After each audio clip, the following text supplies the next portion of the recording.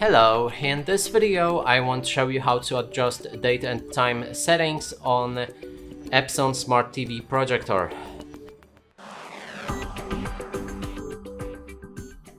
And to do this, we'll need to open our settings in the top right corner of the screen, then go for device preferences.